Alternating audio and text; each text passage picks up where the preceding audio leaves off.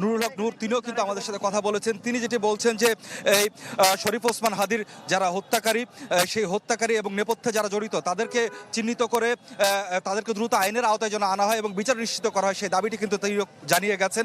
এবং নুরুল হক নূর আরেকটি কথা বলেছেন যে পুরো দেশের যে আইন শৃঙ্খলা পরিস্থিতি, সেই আইন শৃঙ্খলা পরিস্থিতি নিয়ে তিনি একটি শঙ্কা প্রকাশ করেছেন এবং তিনি বলছেন যে সামনে যেহেতু নির্বাচন, সেই নির্বাচনের আগে আইন শৃঙ্খলা পরিস্থিতি আরও কিভাবে ভালো করা যায় এবং নিরাপত্তা নিশ্চিত করা যায় সেই বিষয়টি নিশ্চিত করার কথা বলেছেন। যেটি বলছিলাম যে শুধুমাত্র বিএনপি কিংবা গণ অধিকার পরিষদ নয়, আমরা দেখতে পেয়েছি যে এনসিপি, জামাত সহ সব রাজনৈতিক দলের নেতৃবৃন্দ তারা কিন্তু এই আজকে জুলাই গণঅভ্যুত্থানের অন্যতম লড়াকু যোদ্ধা শরীফ ওসমান হাদি তার যে জানাজা, সেই জানাজায় অংশ নিতে এসেছেন এবং নানা বয়সের শ্রেণী পেশার মানুষ কিন্তু এসেছেন।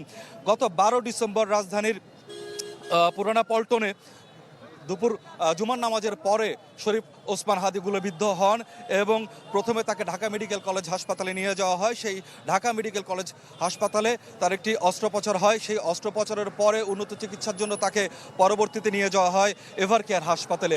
সেই এভার কেয়ার হাসপাতাল থেকে গত 15 ডিসেম্বর এয়ার অ্যাম্বুলেন্সে করে আরও উন্নত চিকিৎসার জন্য শরীফ ওসমান হাদিকে নিয়ে যাওয়া হয় সিঙ্গাপুর জেনারেল হাসপাতালে।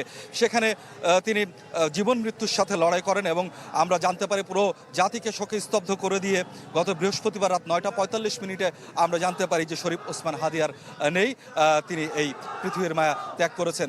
এবং পরবর্তীতে তার মরদেহ গতকাল সন্ধ্যা 6টার কিছুক্ষণ আগে বিমান বাংলাদেশের একটি ফ্লাইটে করে সেটি কিন্তু নিয়ে আসা হয় বাংলাদেশে এবং তার মরদেহ নিয়ে যাওয়া হয় হৃদরোগ ইনস্টিটিউট যে হাসপাতালটি রয়েছে সেখানে হিমঘরে শরীফ ওসমান হাদির মরদেহ রাখা হয় এবং পরবর্তীতে আজকে সকালবেলা সোহরাওয়ার্দী হাসপাতালে শরীফ ওসমান হাদির ময়নাতদন্ত শেষ হয় এবং সেখান থেকে ফের আবার হৃদরোগ ইনস্টিটিউট যে হাসপাতালটি রয়েছে সেখানে নিয়ে যাওয়ার পর শরীফ ওসমান হাদির গোসল সম্পন্ন হয়। পরবর্তীতে একটার কিছু সময় পরে এই সংসদ ভবনের দক্ষিণ প্লাজা, যেখানে আজকে এই জানাজা অনুষ্ঠিত হওয়ার কথা দুপুর 2টার সময়, সেই জন্য কিন্তু এই দক্ষিণ প্লাজায় নিয়ে আসা হচ্ছে শরীফ ওসমান হাদির মরদেহ।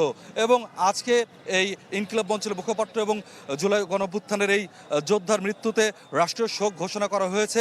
ওসমান হাদি যেদিন মারা যান সেদিনই প্রধান উপদেষ্টা ডক্টর মোহাম্মদ ইউনূস জাতির উদ্দেশ্যে ভাষণ দিয়েছেন এবং সেই ভাষণে কিন্তু তিনি জানিয়েছেন যে শনিবার পুরো দেশে রাষ্ট্রীয় শোক পালন করা হবে। এছাড়া সরকারি, বেসরকারি, স্বায়ত্তশাসিত যে সমস্ত প্রতিষ্ঠান রয়েছে, বিদেশে বাংলাদেশে যে সমস্ত মিশন রয়েছে এবং শিক্ষা প্রতিষ্ঠান, সেখানে জাতীয় পতাকা অর্ধনমিত থাকবে, সেই কথাটা কিন্তু প্রধান উপদেষ্টা জানিয়েছেন।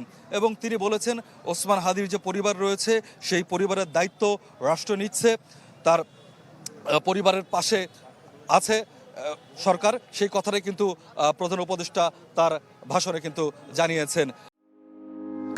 হার্টের যত্নে বিশ্বসেরা ক্যানোলা তেল এখন বাংলাদেশে। বিভিন্ন দল মত পথের মানুষ সবাই কিন্তু আসলে এই জানাজায় আজকে অংশ নিতে এসেছেন।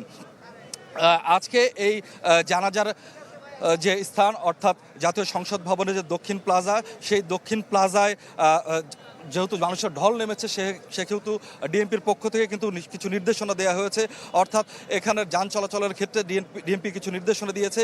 সেই বিষয়টিও একটু স্মরণ করে দিতে চাই, যারা জানাজায় অংশ নিতে আসবেন তারা আসলে কোন পথ দিয়ে আসতে পারবেন সেটি সেই ডিএমপির নির্দেশনায় কিন্তু বলা হয়েছে।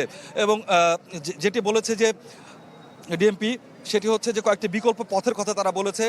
একটি হচ্ছে যে মিরপুর রোড হয়ে উত্তর দিক দিয়ে ফার্মগেট বা সোনারগাঁওয়ের দিকে যে যানবাহনগুলো যাবে সেগুলোকে গণভবন ক্রসিং থেকে লেক রোড, উড়োজাহাজ ক্রসিং ও বিজয় সরণির ক্রসিং হয়ে ডানে মোড় নিয়ে ফার্মগেটের দিকে যেতে বলা হয়েছে।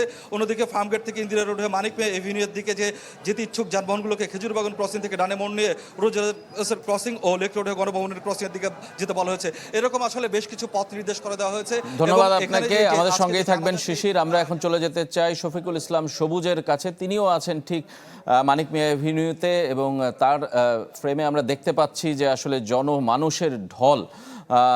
সবুজ, আপনি আমাকে জানাবেন যে আসলে মূল মানিক মিয়া এভিনিউতেও কি আসলে মানুষের ঢল নেমে গেছে কিনা, ভেতরটা পূর্ণ হয়ে গেছে কিনা, সংসদ ভবনের দক্ষিণ প্লাজার যে মাঠ সেটি ইতিমধ্যেই পূর্ণ হয়ে গেছে কিনা, মানুষ মূল সড়কেও অবস্থান নিয়েছে কিনা?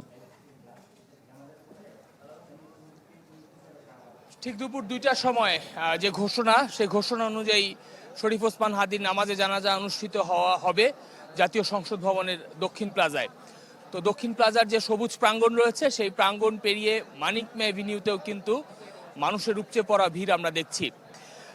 এখন হাতে সময় আছে আর 20 মিনিটের মতো।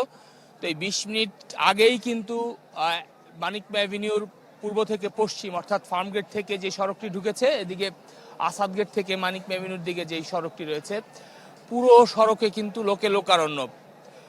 এবং এখানে যারা রয়েছেন সবাই কিন্তু নানা জায়গা থেকে এসেছেন, বিভিন্ন রাজনৈতিক দলের নেতৃবৃন্দরা এসেছেন, সাধারণ মানুষ এসেছেন, শিশুরাও কিন্তু আমরা দেখছি তারা এখানে এসেছেন এবং তারা সবাই স্লোগানে স্লোগানে শরীফ ওসমান হাদিকে স্মরণ করছেন এবং শরীফ ওসমান হাদিকে যারা খুন করেছেন, এই হত্যার সাথে জড়িত যারা, তাদের সর্বোচ্চ শাস্তির দাবি করছেন এখানে যারা রয়েছেন তারা সবাই। এবং সবাই বলছেন যে বাংলাদেশের জন্য মাত্র 15 মাসে শরীফ ওসমান হাদি মানুষের মানসপটে যে জায়গা করে নিয়েছে, মানুষের মনে যে রেখা কেটে গেছে, তার বিভিন্ন বয়ানের মাধ্যমে, বক্তব্যের মাধ্যমে স্বাধীন সার্বভৌম বাংলাদেশের বিষয়ে শরীফ ওসমান হাদির যে অবস্থান ছিল, তার যে দৃঢ় অবস্থান, সেই অবস্থান আগামীর প্রজন্ম যারা রয়েছেন বা যারা তার জানাজা নামাজে অংশ নিতে এসেছেন তারা সবাই রক্ষা করবেন, এই বক্তব্যই তারা সবাই দিচ্ছেন। মাত্র 32-33 বছর বয়সের তরুণ যুবক শরীফ ওসমান হাদির এই চলে যাওয়া কিছুতেই আসলে তারা মেনে নিতে পারছেন না। চলতি মাসের 12 তারিখে রাজধানীর পল্টনে শুক্রবারে জুমার নামাজের পরে আততায়ীর হাতে শরীফ ওসমান হাদি গুলিবিদ্ধ হন। পরবর্তীতে তাকে ঢাকা মেডিকেল, সেখান থেকে এভার কেয়ার হসপিটাল, তার পরবর্তীতে সিঙ্গাপুরে নিয়ে যাওয়া হয়, সিঙ্গাপুর জেনারেল হাসপাতালে।